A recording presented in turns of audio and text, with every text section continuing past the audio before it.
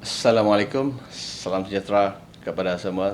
Hari ini saya akan berkongsikan bagaimanakah sifat, adab, nilai rasional itu kita aplikasikan dalam kehidupan kita.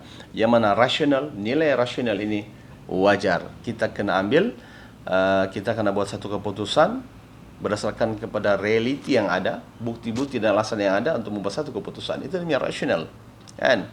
Dan kebaikan rasional dalam membuat keputusan ini adalah yang pertamanya, Anda menjadi hebat. Anda akan menjadi disukai orang. Anda akan tidak rugi masa. Perusahaan Anda tidak akan rugi dan sebagainya. Contoh-contoh. Sekarang saya akan datangkan beberapa contoh perbuatan yang tidak rasional dan apakah kesan-kesannya. Kan? Stay tune. Tunggu. Okey, yang pertamanya, sebagai seorang budak sekolah, murid sekolah, ini situasi. Andainya tidak rasional, perbuatan rasional lah, you are student dan budak ini dan pelajar-pelajar ini mengambil keputusan tidak mau ke sekolah ataupun penting hadir di sekolah. Apa kesan dia? Yang pertamanya dikenakan tindakan disiplin. Di sekolah kan ada peraturan, kena tindakan disiplin. Yang kedua, dimarahi oleh ibu bapa. Ibu bapa pasti marah. Kan? Yang ketiga, ketinggalan dalam pelajaran. Habis. Bila ketinggalan, habis, susah. Yang keempat, disisihkan oleh rakan sebaya. Rakan tidak suka. Rakan pergi ke sekolah. Kita tidak hadir. Anda tidak hadir. Misalkan orang rakan dalam kelas pun tidak suka dengan Anda. Tidak hadir. Orang pun tidak suka. Yang ketiga, image diri Anda tercalar. Siapa nama dia itu? Si Pulan bin Pulan. Tidak hadir sekolah. Begitu juga mereka bekerja. Kenapa dia tak pergi kerja? Menyebabkan proses untuk pengeluaran suatu industri rugi, tapi kita bayar rugi dari segi kos, masa dan sebagainya. Ingat. Kemudian yang kedua,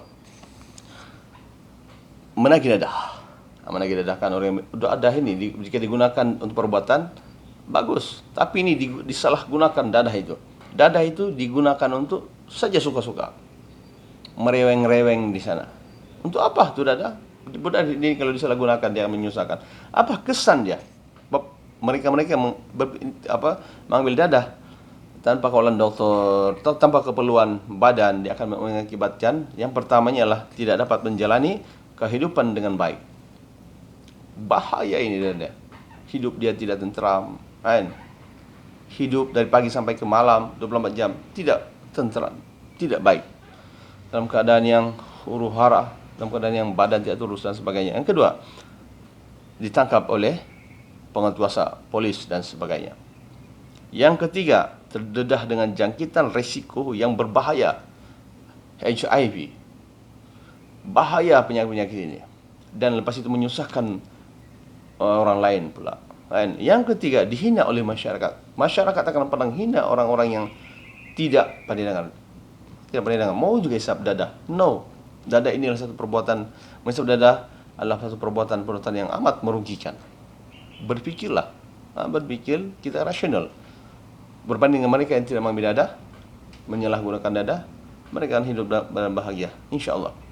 Kemudian, antara contoh yang ketiga adalah tentang vandalisme. Benda ini berlaku dalam masyarakat kita. Siapa yang buat vandalisme ini? Kesan dia. Orang yang melakukan vandalisme ini seperti berpikiran dengan rasional lah, mencemar. Jika orang nampak mencemarkan nama baik sendiri, keluarga, kesucian agama dan nilai-nilai murni. Cuba lihat apa itu vandalisme. Ada telefon dirosakkan. Taman permainan kanak-kanak dipatah-patahkan, dibuang sampah. Pantai yang begitu bersih dan indah untuk semua dibuang sampah, buang sisa toksik dan sebagainya. Benda itu sebenarnya kita perlu berpikir rasional sebelum melakukan sesuatu. Kesan dia.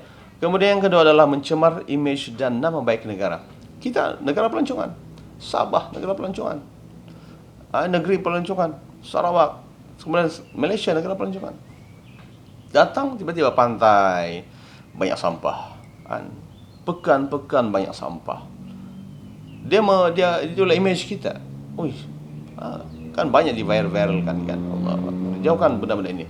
Merugikan negara, diri negara, daerah dan sebagainya. Yang ketiga adalah pihak kerajaan akan mengalami kerugian yang besar. Sebab untuk apa? Bila vandalisme berlaku, kan, kita terpaksa melakukan kos yang besar balik, kan, untuk memperbaiki balik. Yang keempat adalah menimbulkan ketidakselesaan pengguna. Orang tidak selesa. Allahu Akbar. Kan? Kemudian contoh yang keempat dalam ialah lomba haram. Lomba haram, tahu lomba haram? Lomba haram ni berarti yang ambil kereta atau motosikal berlomba di jalan raya. Jalan raya ini kegunaan awam. Tapi berlaku lomba haram di situ. Siapa yang mengikuti lomba haram ini, kesan dia lah kadar pelaku jenayah meningkat. Kan? Lomba haram ini yang pertamanya tidak lesen. Tidak lesen. Sebetulnya mereka ni boleh ke profesional, jadi profesional, pelomba profesional. Berlaku juga sana gadis-gadis gadis-gadis yang di sini yang mengakibatkan keruntuhan moral. Bohsia. Allah Akbar. Bojan pun ada di situ. Kemudian keruntuhan moral dan ahlak remaja. Nah, kebiasaannya orang-orang yang beginilah kebanyakannya yang terdalah remaja. Golongan muda ni. Sepatutnya mereka ini membina negara, kejayaan negara. Yang keempat adalah ketinggalan dalam pelajaran. Adik-adik jangan ikut lomba haram ini ataupun sebab dia ini ataupun jambi bertengoklah. Poster belajar di rumah. Yang keempat, meruntuhkan institusi kekeluargaan dan masyarakat. Yang kelima, generasi muda yang kurang berkualiti. Kita melahirkan anak-anak muda yang berkualiti, berpikiran matang, tindakan yang bagus, mempunyai amanah yang hebat, tidak mengamalkan rasuah, jujur, apalagi sehat tubuh badan dan sebagainya. Kalau pergi lomba haram, accident, tangkap polis dan sebagainya. Pergi mahkamah, siapa yang mau pelihara orang tua kita yang berada di rumah yang sudah tua? Kan? Kesian. Jadi, saya rasa itulah contoh yang kita akan ambil, lebih peduli dan lakukanlah perbuatan-perbuatan yang bagus, menuntut ilmu. Rasional, kita mesti rasional menuntut ilmu.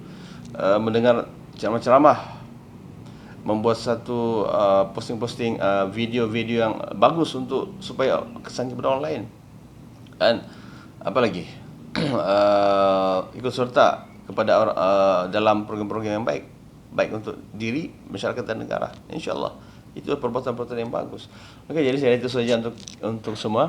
Sekian, terima kasih. Tingkatkan ingat kepatuhan dan percayaan kepada Tuhan, kepada Allah SWT. Kemudian amalkan adab-adab yang mulia. Yang ketiga, tingkatkan ilmu pengetahuan, tingkatkan kemahiran yang ada, kemahiran berfikir, kritis dan kreatif, kemahiran dalam mengendalikan komputer dan sebagainya. Yang ketiga adalah ingat, kita hidup ini adalah untuk beribadah untuk membuat kebaikan untuk diri, masyarakat dan keseluruhan alam ini. Ingat, wassalam, stay tune. Terima kasih.